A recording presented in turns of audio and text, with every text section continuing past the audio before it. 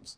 All right, so I'm going to finish talking about overlapping generations today. I'm going to defer my plan to save Social Security till a couple lectures from now, and I'm going to start to introduce uncertainty in this class. The exam will only cover the stuff up to basically the last problem set. So you can, there are a few things about overlapping generations I might say today which will clarify what you already know, but you don't have to know anything beyond the problem you turned in on Thursday. You're turning in today. So you, I think, are better informed now than you were yesterday. I think it's a big help to be doing the problems. So for those of you watching on screen at home, you know, do the problems. So remember we had a situation where there were generations, each of whom was rich when young and poor when old, that looked like that, and it went on forever. That was the only difference from what we've had before. People's lives were shorter than the lifetime of the economy, and to go to the extreme, the economy goes on forever, even though people only live 2 periods. And then there was land, 1, 1, 1, 1. So here's land, here's, and then there's there's land, and then there's generation, as I forgot the generation. Here's generation 0, generation 1, generation 2, generation 3, ... And time, this is time, and here's time 1, time 2, time 3, time 4, time 5, etc. Now this model, I've been told, is the hardest thing you do the entire class. Things are going to get much more complicated, but since they build up slowly, I think this model's the hardest thing that you have to do the entire class. So I realize it's a little bit confusing, but in the end, I don't think it's that complicated. And it reveals all the subtlety of Fisher's thinking. Not that Fisher understood about overlapping generations, but his ideas you can see here. So what are his ideas? You've got a complicated model in which you've got people trading apples when they're young against land. So the objects in the economy are land, which you're supposed to think of the stock market. Okay, so we've got land, and we've got land, yes, and we've got apples. So now what's interesting is the land is going to constantly change hands. So the young here are going to buy the land, but when they get old, they're going to sell the land. So the land is constantly changing hands. It's not that one person buys it at the beginning and holds it forever. So Fisher's formula, remember, was that the price of any asset was going to be equal to the discounted dividends. And the logic seemed to be at the time that the price, you know, if the person was going to buy the asset, they could take the money now, or they could wait and get all the dividends in the future. And they would compare, you know, what they would get out of the dividends in the future to what they have to give up today. But you see, in this example, it's a little more complicated. Nobody's going to hold the land and get all the dividends. Each person who buys the land knows that he's going to sell it long before the land is stopped, you know, before getting all the dividends from the land. And yet, the price of the land is still given by this formula. So we never used the fact in Fisher's argument that the same person had to hold the asset till the end. And so now we have a case, an extreme case, where people only hold the asset for 1 period. It's always turning over, turning over, turning over, but still the price of the asset is equal to the discounted dividends. So the secret to solving this problem, according to Fisher, is forget about the asset. That makes it too complicated. Fisher's argument, again, is take financial equilibrium. Maybe I should write it on a different board. Fisher's argument is financial equilibrium, okay. Get rid of assets, put dividends into endowments,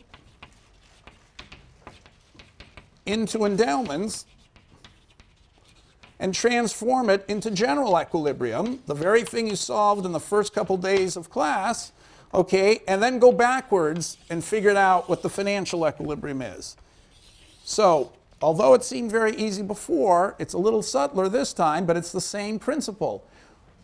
Whose endowment should you put the dividends into? the land is changing hands all the time. There's a new guy owning it, a new guy owning it every period. So whose endowments do we increase when we put the dividends of the land into someone's endowment? You put it into the endowment of the guy who owned it first. So put dividends into endowments of original owners. Okay, so this old person who has the right to the first apple, his own endowment of an apple, and also the right to the first dividend, but he actually has a right to all the dividends. So his endowment, the endowment of Mr. Zero, okay, is going to be 2, 1, 1, 1, etc. Because he has his original apple, plus he's got, and he has his endowment of an apple, because everyone when they're old has an apple. He's also, because he's owned the land before, gotten the right to this first dividend of the apple, that's 2, and because he's the original owner of land, he owns all the future dividend streams of the land. Okay, so we can forget about land after we've stuck the dividends into the right person's endowment, and now we just trade as if it's general equilibrium. We just look for supply and demand and the present value prices, which are P1, P2, P3, etc. Okay, and because it's symmetric, we know that this is going to equal 1 P. We can always make one of them be, one price can be 1. So the present value prices are going to look like this. Okay, and the reason I can make this simplification is by symmetry. Every generation is the same.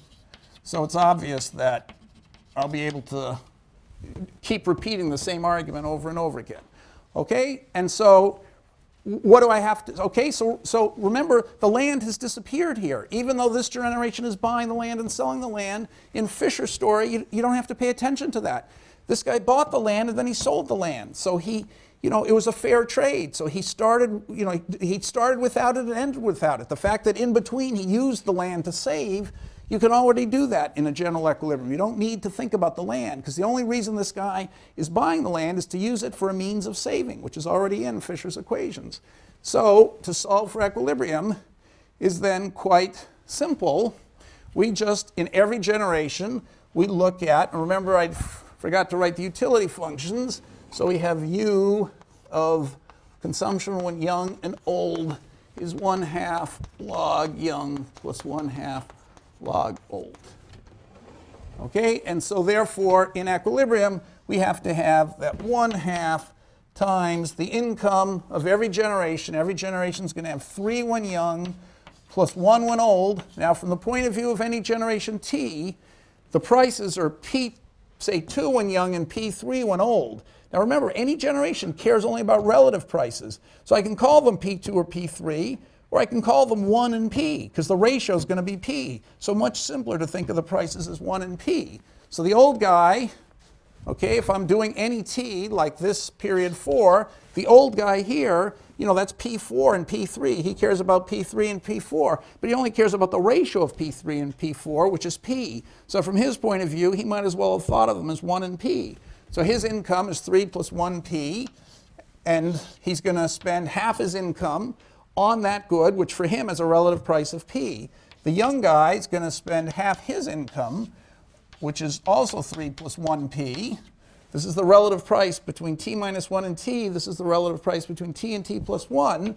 But he's now young, so his price when young is 1, and that has to equal 3 plus 1 plus 1 equals, so I wrote it as 1 plus 3 plus 1 equals 5. Okay? And we solved that, and we found that P equals 0.55. Okay, so are there any questions about how we did that? That's where we ended the last lecture. Is that clear to everyone? Yes?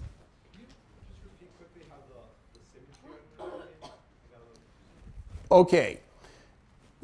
If I didn't have symmetry, I would have to say I would have to write this as, in general, this would be 3 pt minus 1 plus 1 pt over pt. And this guy would be 3 pt plus 1 pt plus 1 divided by pt. Right? That would be, in general, if I had prices, the present value prices, this guy's income would be given by that, because he's the old at time t. and the young would be given by that. Okay? And I'd have to do this, a new equation for every t. You asked the question, right? So does that make sense? Okay, but I'd have to do that for every single t. So I'd have an infinite number of prices and an infinite number of equations. But then you say to yourself, well, you know, this is, if I take the ratio of pt over pt minus 1 to equal p, okay, then the ratio of these two prices is the same as this price. And so I've got, you know, I'll have one equation in one unknown variable, and that same equation will get repeated every other generation. Because when I go to generation, you know, s, which is another generation, all that matters is the ratio between pt minus 1 and pt pt plus 1. So if I assume those ratios are always the same, I'm going to be repeating the same equation over and over again. So if I can solve it once, I can solve it an infinite number of times. It's basically the same equation written infinitely often. And so as long as I keep these ratios constant, I'm just doing it over and over again. So I only have to do it once.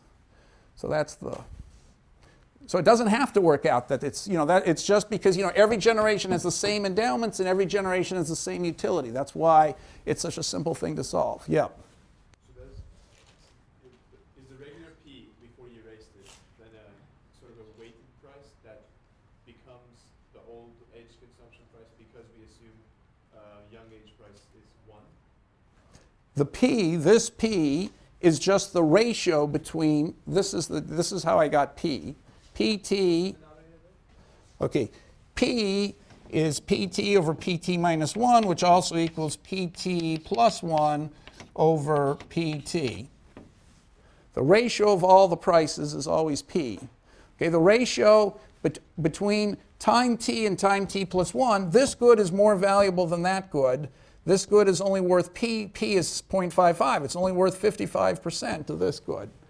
And then this good here is only worth 55% of that good. So the symmetry assumption, you know, but the symmetry of the problem suggests that I could guess that the prices are going to, the present value prices are going to decline by the same percentage every period.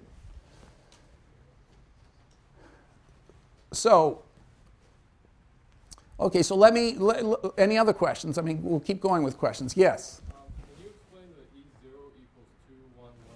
Yeah, what is the endowment of the original old guy? He's the guy who owns the land. So what does he have? He has one apple when his endowment, when he's old, like everybody else who's old. He has an apple, you know, his own tree in his backyard gives him an apple when he's old, okay? Or, you know, when he's an old man or an old woman, he can sort of, you know, barely scrape together one apple.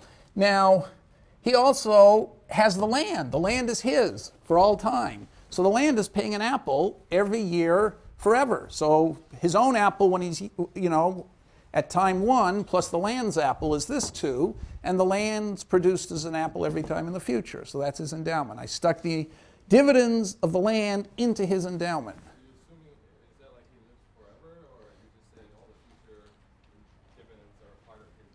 Right, I'm not assuming he lives forever. He doesn't. In fact, he knows he's going to die in period 1. He wants to do all his consuming in period 1.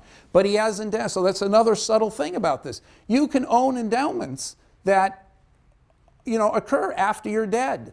You know, if you own a tree, the land is going to be producing stuff long after you're dead. So when you sell off the land, you're selling off those future dividends. Okay, of course you're not going to hold the land. If you don't care about your children, you're not going to hold the land beyond the time you live because you want to just consume as much as you can. So you're going to sell off the land and consume. But you're selling off all of these future dividends. Okay, so another thing this model gives us is a new argument for the real interest rate, real R, being greater than 0. So why is it? Because from this formula, gosh, I was so clever. Where did I? Oh, here. From the price of the asset is discounted dividends. That's going to be 1 over 1 plus R plus 1 over 1 plus R squared plus 1 over 1 plus r cubed plus dot, dot, dot. By the way, that's equal to p plus p squared plus p cubed, you notice.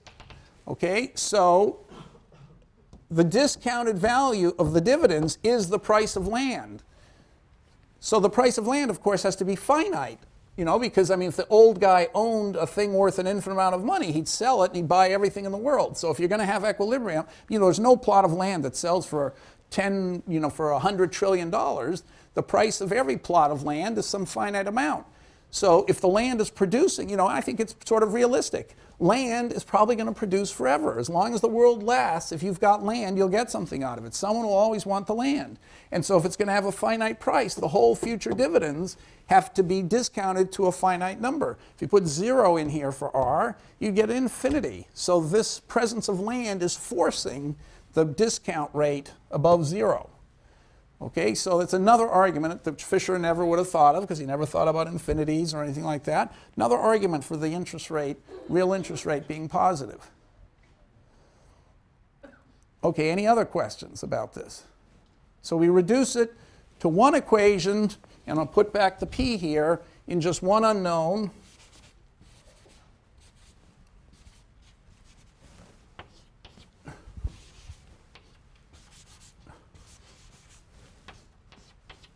Okay, equals 5, and we solve it and we get p equals 0.55. Okay, and it's a quadratic equation, so you can all solve quadratic equations.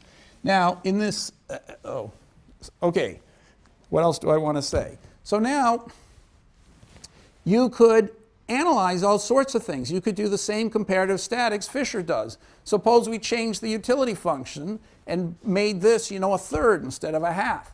That would correspond to doing what? Making people more what? Impatient. Okay, and what would you think would happen to the interest rate? Go up. Okay, so in the Excel file, we're going to do just that. We're going to see it's going to go up. Instead, we could do the Social Security thing, and we could have every young person give something to the previous old, which means everybody's endowment goes from, say, 3 to 2 and 1 to 2. Okay, so they get more in the future and less in early on. So again, you could resolve for equilibrium, and Fisher's saying if you've got more endowment in the future and less in the present, you're going to have a higher real interest rate. So you get a higher real interest rate. You know, you could make the land more productive and change this to a 2 everywhere and see what happens. Okay, so in this Excel file, I do that. Maybe I'll come back to that. So we're going to do those experiments in a second. But now I want to do two more things before I end this. The first is, I want to say, suppose we had growth in the economy. So what if you had growth? Where am I going to add growth? Over here. I shouldn't have erased that. So let's have growth. Okay, what happens? Well, Tobin, you know, Yale's greatest economist after Irving Fisher, he said something which was 90% right, but not 100% right.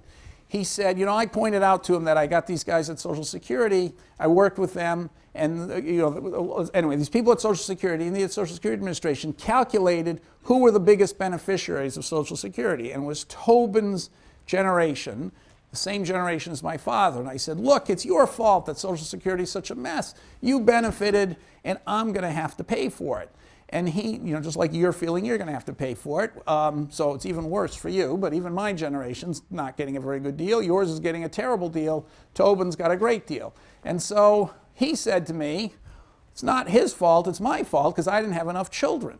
Okay, so the question is, what happens if you know, what does that mean? So what Tobin meant is that if instead of having one child for every adult, okay, so every family has 2 children. In other words, instead of one child for every adult, so it goes 3, 1, 3, 1, 3, 1, we start doubling the, you know, the generations are growing through time. So since this is 30 years or something, we could think of the generations doubling. That wouldn't be such a fast growth rate.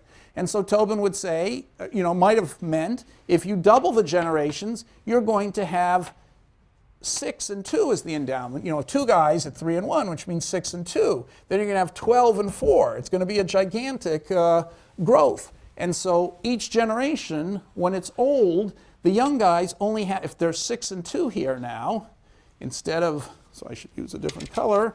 If I wrote 6 and 2 here, if I put 6 and 2 there, then each guy would have to, or 2 guys at 3 and 1, each 3-1 guy would only have to give up half, half of his endowment, half a unit, because there'd be 2 of them, each giving half a unit to the old guy, and each one, when he gets old, getting a full unit. So this guy would get a full unit, the next generation would only give up half a unit. And because there were 4 times as many people in the next generation, each of them would still give a half, making these 2 old guys get their full 1, and when they got old, they'd similarly get a full 1 each of them. So it would seem that if you had a faster growing population, then Social Security would be a much better deal, because the young would have to give up less to the old and still get fully paid back when they were old, and so Social Security wouldn't have been a problem. Okay, so why isn't that so why wasn't it our fault, my fault? In your generation, there's probably not going to have any more children than my generation. So what's the, is that true, Tobin's argument? Is it true that if we just had enough children, we could pay, no one would have to lose out in Social Security? We could make the original generation better off and also every other generation after that better off? Yep. I think it would raise interest rates so that even giving up a half to get 1 would be a loss in real terms. Right. Okay, exactly. And so you can't know that until you actually solve the model. So the point is that if the generations keep growing like that, the interest rate is going to go up. And so it's still going to be a loss, because although you're going to be trading off minus a half to get 1, as opposed to minus 1 to get 1, so this looks like a much better scenario. Once you get to this scenario, there's going to be a bigger interest rate. So remember, the present value of that trade is minus 1 plus 1 over 1 plus r. That's why it's negative, because r is positive. Here, it's minus a half plus 1 over 1 plus r. Okay, but that's a different r. That's an r, I'll put it at the top. That's in a new economy, a growing economy, and that r is going to be a bigger r. So you're going to, even though it's minus a half instead of 1, this thing's going to be small enough, so you still end up losing money. Okay, but you'd never know that unless you solved it. And in fact, it's still going to depend on a little delicate assumption. So I claim, so Tobin, by the way, never bothered to work this out. I claim that if you're going to be doubling the population like this, there are going to be a lot more people working on the land, and so the dividends of the land are probably going to grow at the same rate. So I would add a 2 here. I'd make the dividends of the land also double if the population doubled. Okay, so the land dividends are going to grow. And so now you can see why the interest rate has to go up, because the present value of the land still has to be a finite number, the present discounted value of the dividends. And if the dividends are growing, then the interest rate had better be growing even faster if you're going to make that a finite number. So sure enough, when you solve it, you're going to get a higher interest rate. Okay, and so how would you solve it? Let's say the growth rate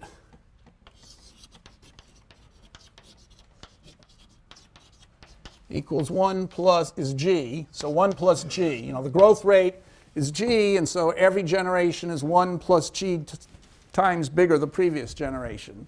So you can just change this equation very simply. What would you do? Well, for any generation, it's the same equation, except that you've got 1 plus g times as many old guys as you have, these are young guys. The number of young guys is 1 plus g times the number of old guys. So if it's generation t, so this would be 1 plus, at time t, this would be 1 plus g to the t minus 1. And this would get multiplied by 1 plus g to the t. Okay, and then the dividend, 5. So everybody's endowment is also going up. So it would be, well, actually I screwed up. It would be the old guy 1 times 1 plus g to the t minus 1 plus the young guys times 1 plus g to the t plus the dividend times 1 plus g to the t, or t minus 1, whichever. Okay, so that's the new equation. And then you can divide through by 1 plus g to the t minus 1. So so this is for this is period t's market clearing equation. But you see I haven't, okay, because the number of old guys is, for each one of them is behaving like that, but they're now this many of them. And the young guys are behaving just as before, but there are this many of them, more of them. And then the endowments of the old have been grown that far. The old generation has this many endowments. The young has this much endowments when young. And then the land, we also assume, grew. Okay, so you can just now divide through by 1 plus g to the t minus 1, and that goes away. And that just leaves that. That goes away. And that goes away, and that goes away. So you'd have that equation. Oh, no. Yes. I was afraid someone was going to do that. Okay. So let's just see where I got this equation from.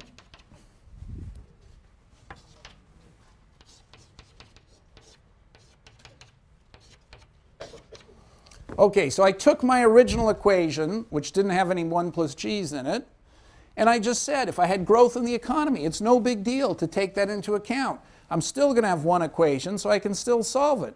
It's just that at every time t, how many old guys do I have? I have each old guy behaving the same way as before, except that now, there's been a growth of 1 plus g. This is a generation before this one. So this generation is of size 1 plus g to the t minus 1. The young generation, which is one generation ahead, has grown by a factor of 1 plus g. So there's 1 plus g to the t of these guys. So I take their old demand, the same for each guy, but different number of guys, and the young generation's demand, and I have to set it equal to the supply. But that's just the old guy's endowment, so 1 for each old guy, and there are that many old guys, plus the young guy's endowment, same as before, and there are that many of them, plus the land, which I've also assumed has been doubling. 1 plus g is 2, so the land is also doubling. And I'm not sure whether I call this t or t minus 1, but either one, it's not going to make a big difference. Okay? So who asked the questions? You followed that, right? So now I just say I can simplify. I've got 1 plus g's everywhere, so I can cancel a lot of them out. That's all I did. So if I divide by 1 plus g to the t minus 1, I just get rid of the 1 plus g to the t minus 1s. I change 1 plus g to the t divided by 1 plus g to the t minus 1. That's just to the first power. I got rid of this one. I made this to the first power and this to the first power. Okay, so I can solve that perfectly easily. Okay, and I'll do that in Excel in a second. So, and then we can see what happens to everybody's utility. So, are there any questions about what I did here?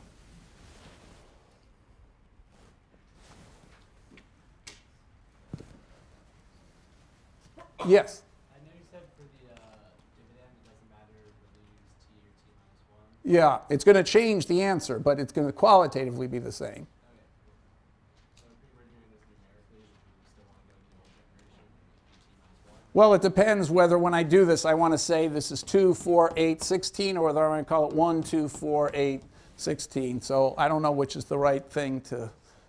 Probably I should have done 1, 2, 4, 8. Probably the way I have it here, which is t minus 1.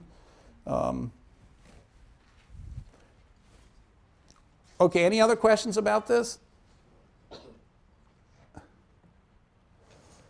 Okay, so the last thing to do is to just do it numerically, because it's a pain to have to solve these. These quadratic things. It's only one equation, but it's still a pain to solve. And I happen to have written a file that you can use to solve these all automatically.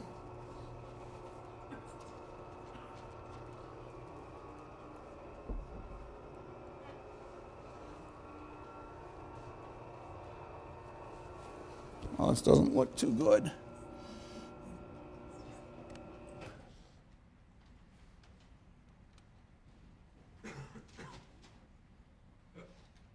Okay, so the first case I did is I say, suppose A, that's the exponent for how patient you are, it's half. Okay, that's the first exponent. Half, half. So I always can make the log utilities, the two coefficients. So it's A log B. So I'm assuming utility here, U of young and old, is A log young plus B plus 1 minus A log old consumption. Okay, so A I took to be a half. That's just what we were figuring out. I took the endowments when young to be 3 and when old to be 1, and the land output to be 1 forever. And then whatever, the price is what I'm going to try and solve for. And so I solved the market clearing equation and squared it and, did Excel solver. And I got the consumption, which we figured out was 1775 when young, and when old was 3.225, which adds up to, the two of them add up to 5 together, just as we thought. And so I even calculated the utility of each of the people. I didn't take log utility. Actually, I wrote a monotonic transformation. I put y to the a, z to the 1 minus a. It was easier for me to, you get positive numbers. That's just that's e to the u. So I might as well describe utility as the exponent of u.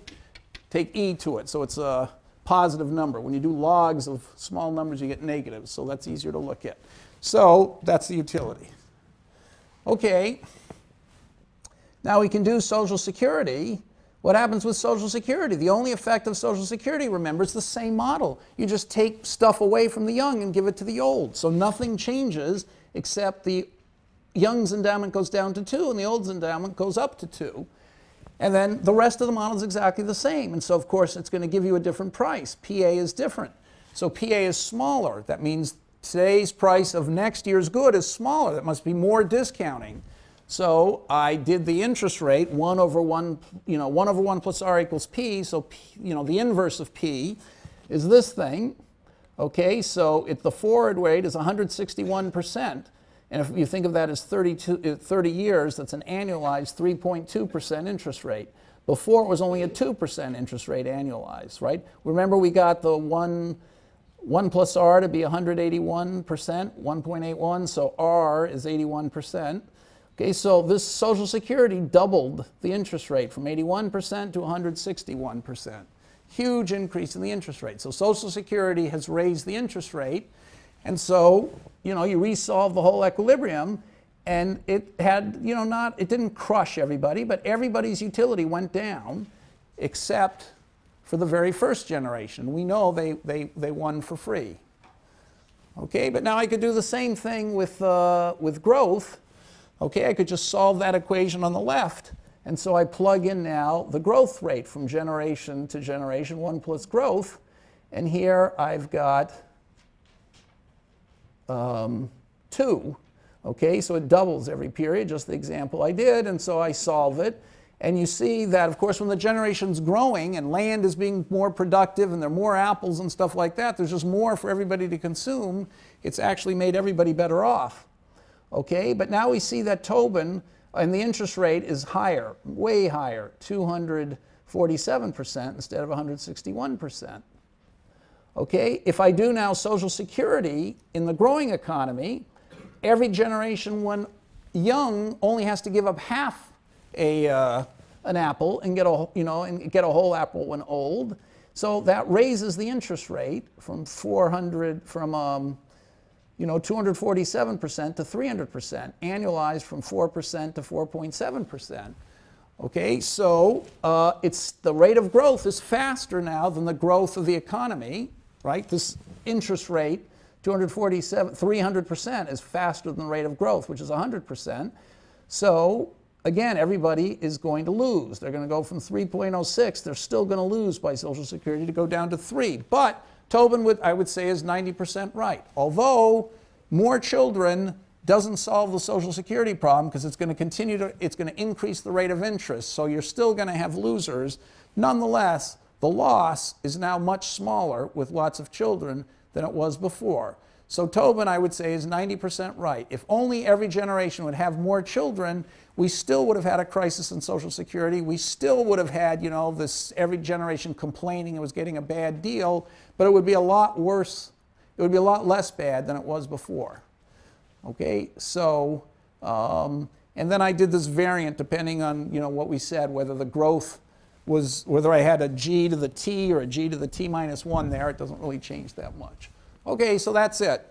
So you see, just by a very simple modification of the problem. You can resolve, you can just, it's just, the understanding is so much, at least in my mind, so much clearer now about what role growth plays. Having more children doesn't make the problem go away. It makes it better, but you can never make it grow away because the interest rate is always going to be higher than the rate of growth of the economy. Okay? So let's do one last experiment on this stuff. Okay, another problem to resolve. So this was a big, I wrote a paper. The newspapers were saying the same sorts of things, and I'll tell you what they were saying.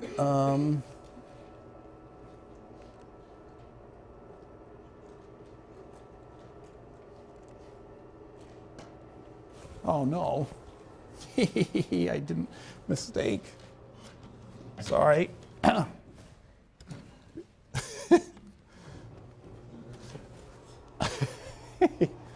Okay, so remember those pictures that we showed before of the stock market. If you if you take out inflation, the stock market seems to go in these waves where prices go up and then they come down, and prices go up and they come down, and prices go up and they come down. We've had 5 big waves of stock markets going up and coming down. We're now in a period where they've been coming down. The stock market is lower now than it was 10 years ago, correcting for inflation. In fact, even not correcting for inflation. So why would you expect that to happen? Is there any logic to that? So here's an old picture of the stock market. So I wrote this paper in 2005. So remember at the first class we had a picture like this. You can see the stock market going up and down, up and down, up and down, up and down, 5 waves. It's now come down further. This is like 2001 or 2, so it's come down way further than that. Okay, so is there any explanation for why that would happen? So here's an explanation I gave in a paper, which a lot of people in the newspapers were giving. I said, the baby boomers. I said, all these baby boomers like me, we're getting old, we're going to start selling our stocks, and so the stock market's going to go down. And so that's what newspapers were saying too. The difference is that the economists criticize the newspapers and me, and they say, oh, you're crazy, they said. The stock market, it can't be that the stock market is going to go down, and everybody knows it's going to go down, because if we knew it was going to go down in the future, it would have already gone down now. And so you have to give an argument. So what I pointed out was that if you look at the history of live births, you get the same cycle. Look, it went up and down, up and down. I don't know if you can read that. I can hardly read it myself. What years are these? Why is it so unreadable? Let's just see if I blow it up a little bit, whether that... Okay, now I can see it. Okay, so this is 1910, 20, 30, 40, 50, 60, 70, 80, 90, 2000. So you can see these are live births. So there was a baby boom and then a plummet. Then another huge baby boom, that's the famous baby boom, my baby boom, and then a plummet. And then there was another baby boom, I forgot what they call it, the X generation or whatever it is, some other baby boom that happened. Basically my baby boomers, me having lots of, having children, another big baby boom, and then birth rates are going to go down. So I think that you are, the number of 18-year-olds in the country is, at its all-time high, or is going to be in 2 years when my poor son tries to get into college. And so and then it's going to go down again. So this is a cyclical thing that keeps happening over and over again with baby booms and busts. And everybody knows about the baby boom after the war, my generation, the 50s and 60s, when I was born. Everybody knows about that, but they don't realize that there's been baby boom after baby boom after baby boom, and this is a cyclical phenomenon.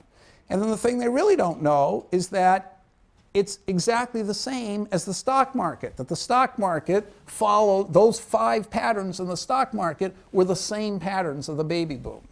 Okay, so I'm going to end with that picture. So, so a picture is worth 1,000 words, but it's not that compelling an argument. You need a little bit of analytics. Suppose everybody knew that generations were going to get bigger and then smaller and then bigger and then smaller. Would the stock market go up and then down and then up and then down, as I was saying and as all these newspaper columnists were saying, or would it just stay the same as these less imaginative economists critiquers were saying that it couldn't have anything to do with demography because by rationality people would look forward and they'd anticipate it going down, and so they'd all sell before it went down so it would never go down. And okay, so it turns out it does go up and down, okay? And that argument the economists gave doesn't make any sense because they were implicitly assuming that the rate of interest stayed the same the whole time. And if the rate of interest doesn't stay the same, then there's no reason why the stock market has to stay the same. So let's go back to where we were before and change the model a little bit. So let's suppose that the model is an alternation between big generations and small generations. So let's suppose that you have 6-2, 3-1, and 6-2. And I think I kept, so it's a good question, what should I do with land? I think I kept it at 1 every period. God, I hope that wasn't the key to the result.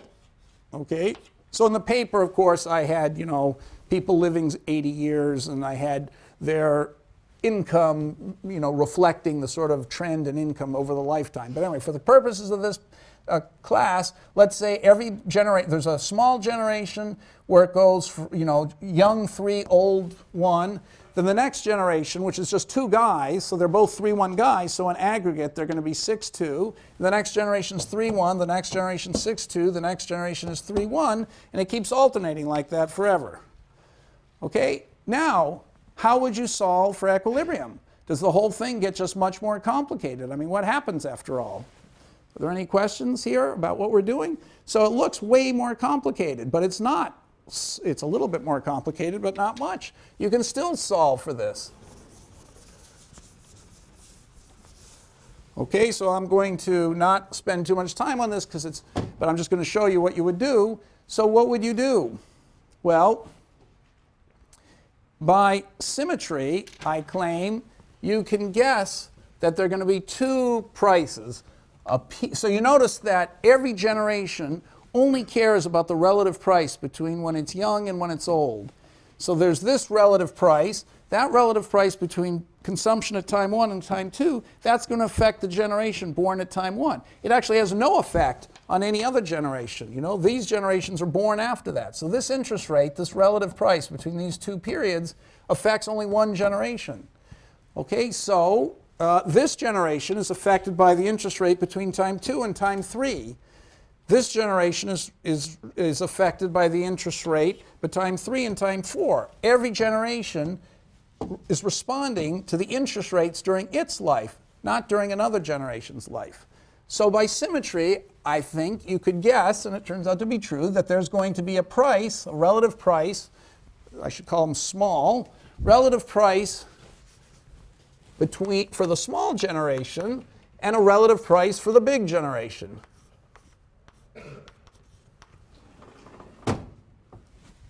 Okay, and the same thing is going to happen. So this is going to be, this relative price will be P small, this will be P big, and then we'll get P small again here, and P big connecting these guys. And it's just going to keep repeating itself over and over again. And by symmetry, you could guess that the equilibrium would look like that. Is this making sense? It's not making sense. Is it making sense?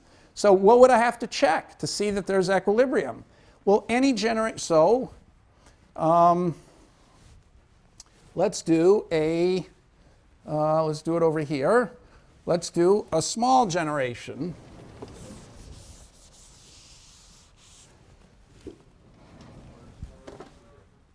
Oh, okay, so we never did the first. So the first generation, yeah, it depends on whether we start with a small one or a big one.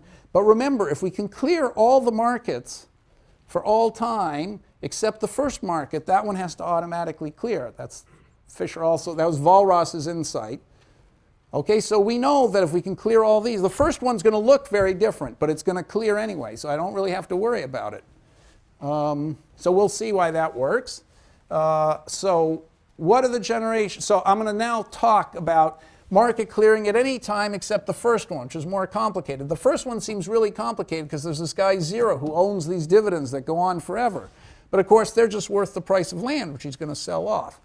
So, but anyway, we'll come back to that in a second. So in every generation, every time period, you're either going to have when small generation is young, okay, what do you get? What's the market clearing equation going to be? Well, the small generation is going to be young, so that means the old generation is big. Sorry, so there's a half here. So the big old guys, their endowment is going to be 3, sorry, it's going to be 6. There are 2 of them, so I can multiply, I can put the 2 out here. 3 plus 1 P big, okay, divided by P big. That's the big old generation, plus, and the young generation, there's just they're the usual 3 plus 1 P young divided by 1, okay, has to equal, now how many endowments do we have? We've got 2 old guys plus, each owning 1, so that's 2 times 1, that's their endowment, plus 3, that's the young guys, plus the land dividend, so that's 6.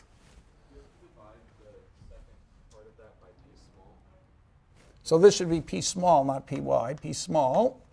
No, I don't, because the old guys, the big generation is old, so small generation is young. So the young generation, they're consuming in their youth now, so they're looking at their endowment. The price when they're young is 1. So their young endowment is 3, their old endowment, their income is 3 times the price to them of 1 when they're young, plus the endowment of 1 when they're old times P small, divided by the price when they're young, which they're thinking of as 1, right? They only care about the relative price between young and old. And that relative price is determined by P small. So I could call it PT and PT plus 1, but I know that ratio is going to be P small. So really it only depends on the ratio, so I might as well just use the ratio, P small. This is a crucial idea that I've used 100 times, and I think I've used it now, 3 or 4 times anyway. So, but I think some of you don't quite know what the hell I'm talking about. So somebody ask me a question if they don't know why this is right. Whoever just asked it, maybe you still don't know why it's right. Who asked this question a minute ago? Yes. Do you understand how I got this, or you do? Okay? But when the old guys, see the old guys, which is the big generation, we're clearing time, we're looking at this time.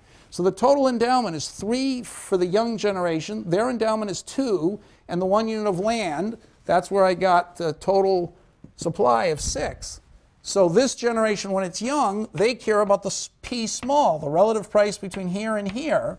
And so they're looking at P small, the relative price of 1 to P small. The old generation, at the same time, is looking over their lifetime at the ratio of consumption here to here, which is given by P big. So they've got a P big here, and they're consuming when old, so they're dividing by P big. Okay? But now we've got a second equation, which is when big generation is young. So why don't you tell me what that equation is going to be? How much is the endowment when the big generation is young? So that's maybe clearing at this time. Here the big generation is young, so what's the endowment? It's going to be the young. So the old, there's only going to be 1 old guy. They're going to be 2 young guys, each have endowment of 3, plus 1 unit of land, so that's 8. And you can see that adds up to 6 plus 1 plus 1 is 8. Okay, and what's their demand? What's the demand for the 2? So there's the old. What are the old going to be doing here? It's in this generation we're doing the market clearing. Somebody knows how to answer this. Yeah. Don't they have 2 when they're old as well? So 2 times 3 plus 2. Over here, the small generation only has 1 when it's old. Big generation. But big generation, that's over here. We're clearing at this time period. So there are a bunch of young guys and just a few old guys. Oh, okay. So the endowments are 6 plus 1 plus 1. The time is going that way. So that's why that's an 8 over here. So 1 So this is the one old guy's endowment. Two young guys who have 3 each, that's endowment of 6, plus the land is 1. So you get 8. That's how I got an 8 over there. That's the supply. So what's the demand? Who's trying to buy the stuff? What's the demand of the old guys? They're going to spend all the resources they have. So, and that's going to be what? They're planning to spend when they're old. Okay, we're doing this one. So when the point of they make their plans when they're young. They anticipate what the prices are going to be, and so how much do they plan to spend when they're old? 3 plus 1 p what? P what? What p? P small, exactly. Over p small plus, what are the young guys doing? We're over here. So 2, there are 2 of them.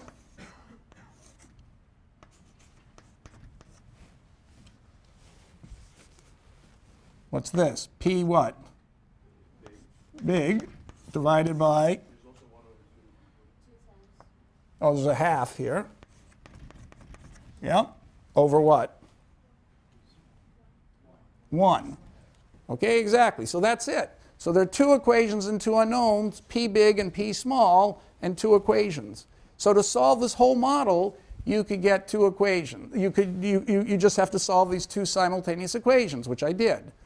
Okay, now, and then you can find the effect. So all these old economists, the economist critiquers would say, well, P big should equal, okay, what will be the price of land, by the way? So what's the price of land going to be in the end?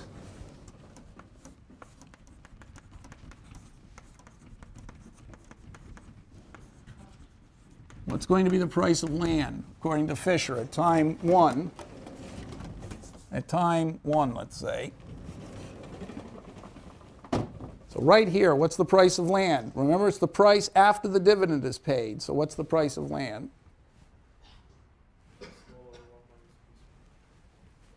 Let's do the present value of the discounted dividends. What would it be?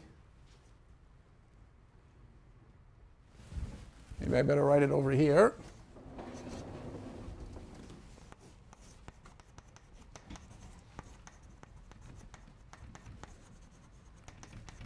Remember, the dividends are just 1 plus 1, 1 plus, so there's going to be 1 plus 1 plus 1 plus 1, but I'm going to be discounting, I'm going to be multiplying by something. So what is the price of land?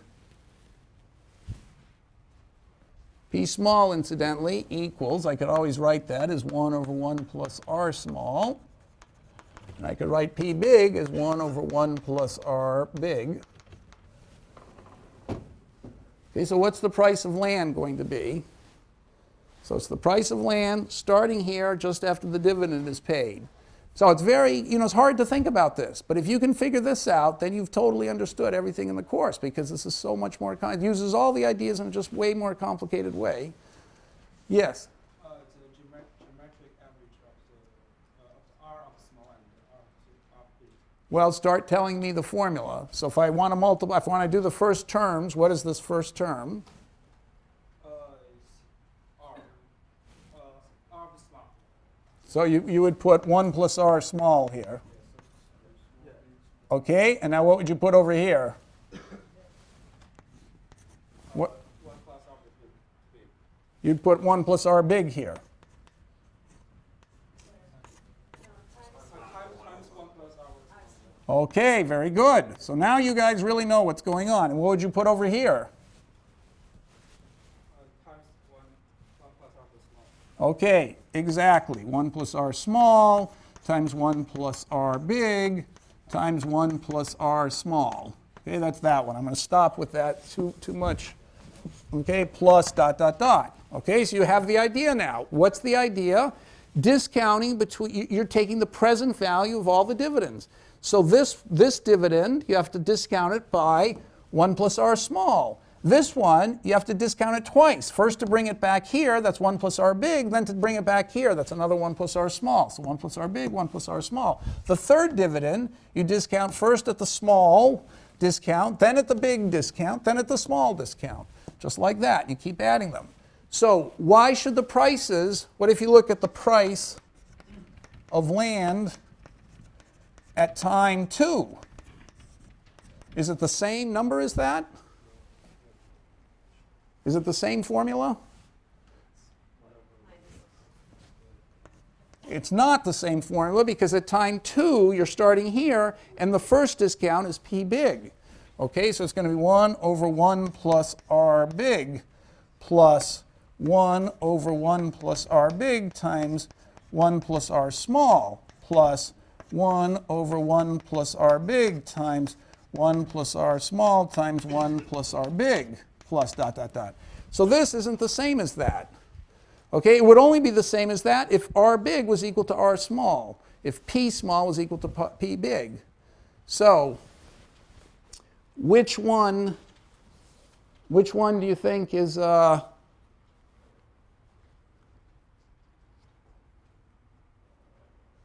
which one do you think is bigger? Do you think P small is equal to P big, or one of them is bigger than the other? And why? That's the answer to the critic's puzzle. So you see, you've taken something that appeared in the newspapers. It sounds like common sense. If there are all these middle-aged people like me bidding up the, there were so many of us who want to hold stocks. We're at the peak of our earning power. We've got tremendous amounts of money. We want to, what are we going to do with it except put it into stocks? You'd think common sensically the price of stocks would have to go up. When we get old and we're selling all our stocks, you'd think the price of stocks would have to go down. Okay, so that would tell you that the interest rate was going to be bigger or smaller. So that would suggest that the price at time 1, when the small generation was young, would be low, and the price at time 2 would be high. Okay, and that could happen if this interest rate was low and this interest rate was high.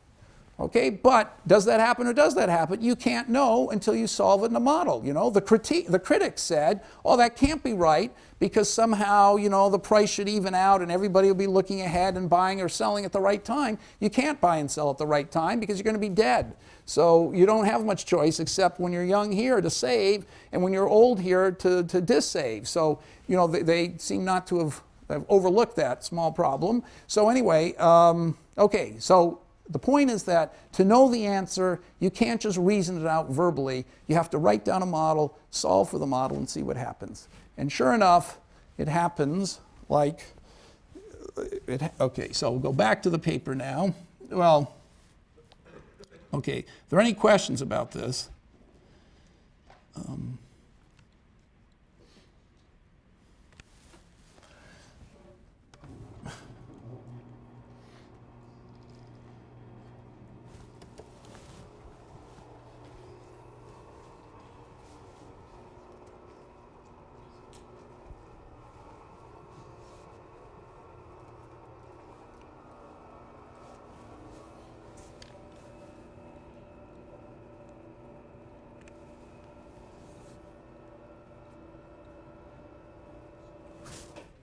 Okay, so all I did in this spreadsheet is I wrote down those two equations. So you see that I've got the young and the old have the same half-half log utilities. The small generation is 3:1. The big generation is 6:2. Land is always producing 1 every period, and we get 2 different prices.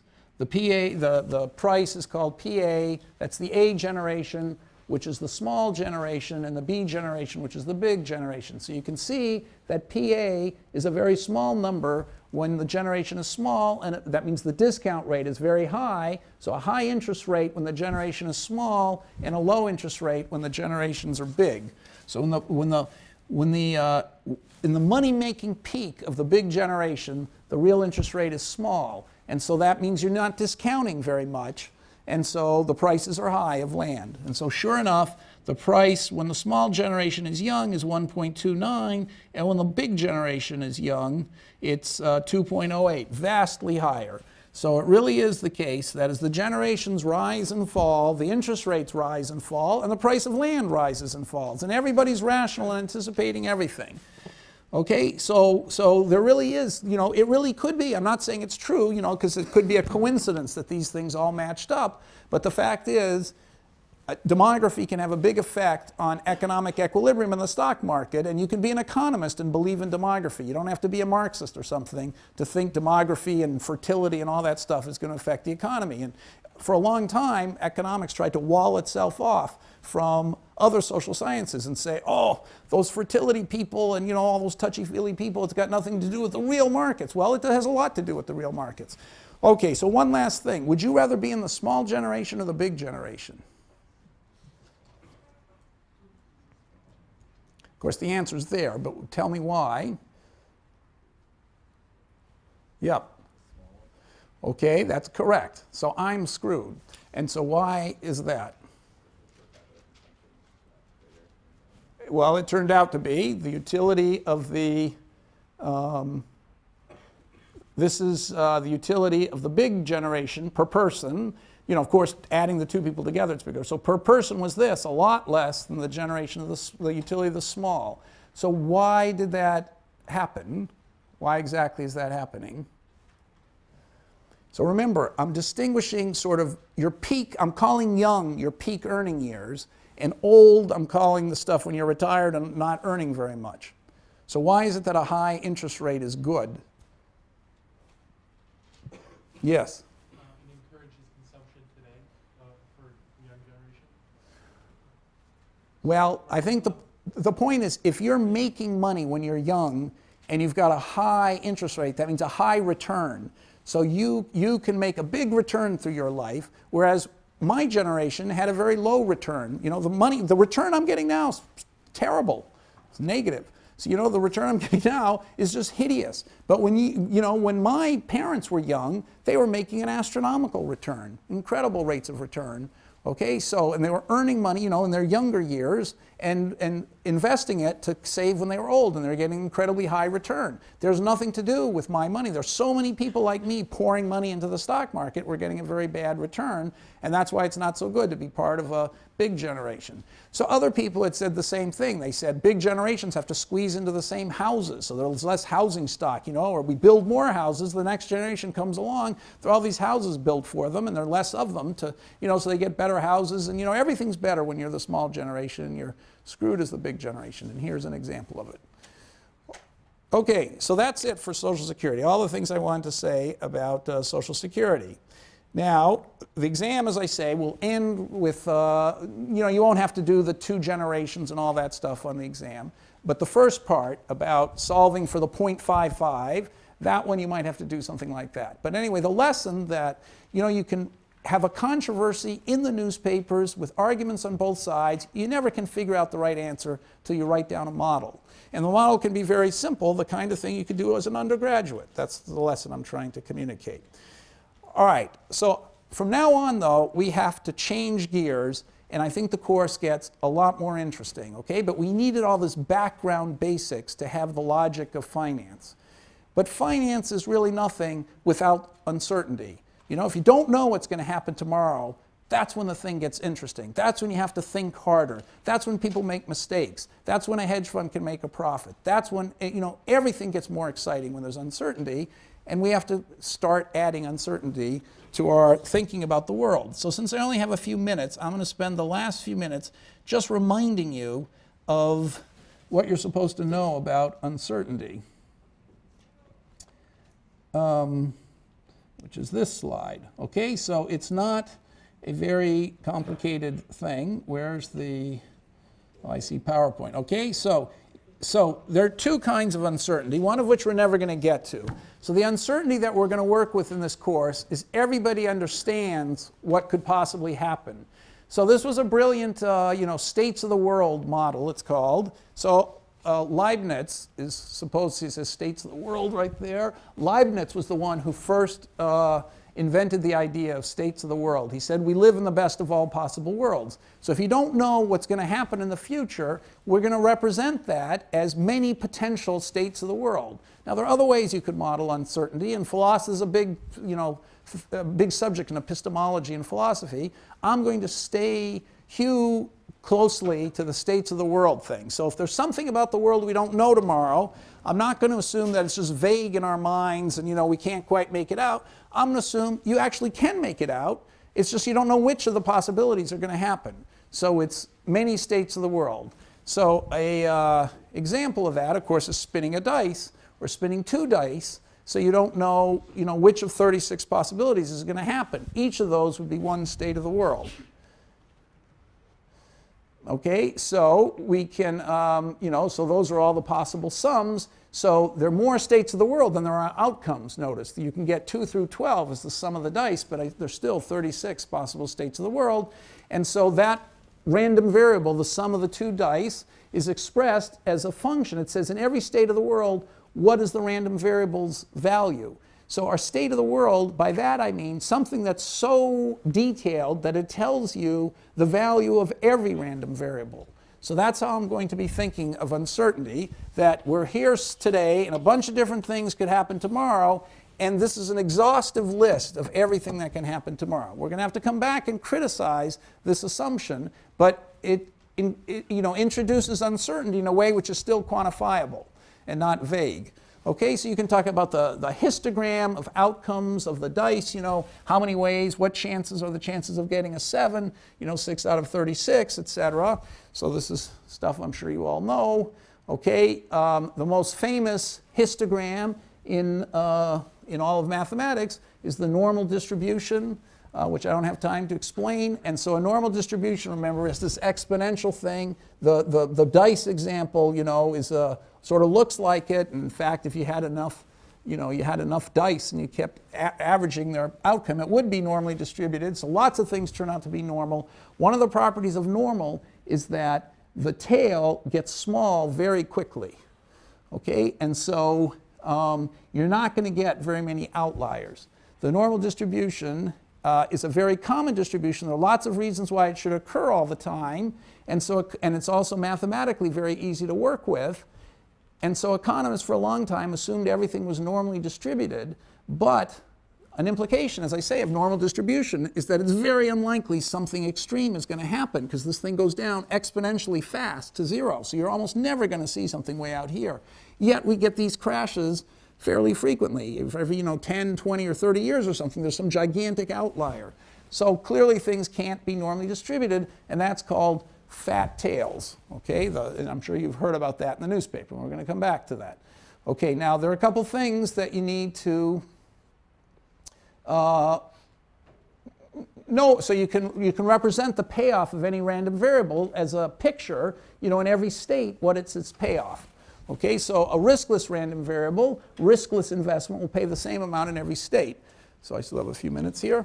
Okay, okay, so now 2 incredibly important concepts, which I'm sure you know, or at least the mean you know. Just the average, what's the expected payoff? So the expected payoff is you multiply the outcome in every state by the probability of the state, and you add it up. Okay, so there are how many different ways? So if you have 1 dice, okay, you can figure out the expectation of 1 dice. It's equally likely to get 1, 2, 3, 4, 5, or 6. And so if you add all those up, multiplied by a 6th, you get 3.5. So the expectation of 1 dice is 3.5. The expectation of 2 die is therefore, okay, so that's 1 dice. Okay, now the expectation of adding 2 dice together is, of course, going to be 7 because the expectation of 1 dice is 3.5 and the other dice is 3.5, and so the expectation of the sum is the sum of the expectations, so it's 7. Okay, so you know that. Now, one more thing that you have to know is the variance.